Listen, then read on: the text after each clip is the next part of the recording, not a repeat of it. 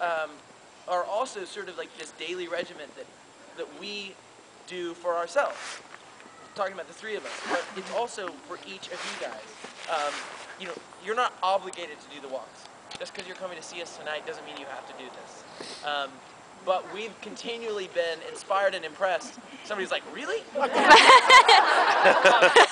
thought it was a prerequisite.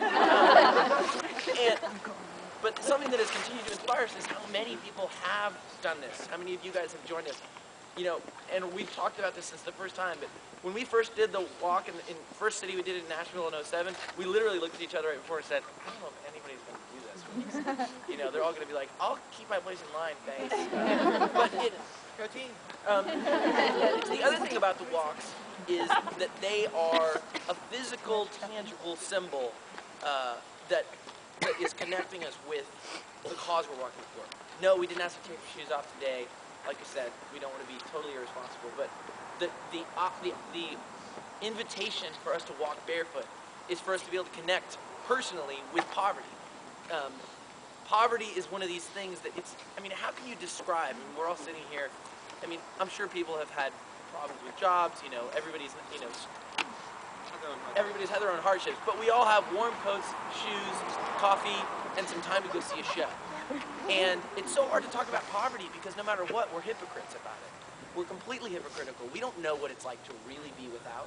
But what you guys need to realize is most of the people that you're doing something for, they're not beggars. They're not people that are, you know, sitting on their hands. In most of these situations, we're talking about kids that are born into a community that has no electricity, no education, no plumbing, and a whole structure that has no way out.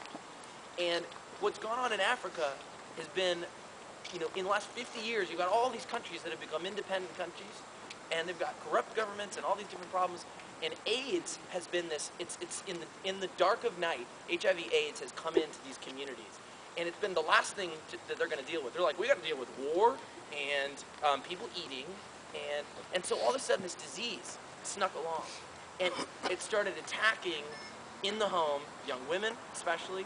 They're in a lot of cases not very empowered, and the next generation, and then of course, and then young men as well. But especially the youthful generation, people that are right now raising families, running the country, would be running the country if there were jobs. So what we're doing, what we feel like with the walks, is we're connecting with ourselves halfway around the world, because it would be us in Africa. It's young people. And it's our kids. So what's going on there?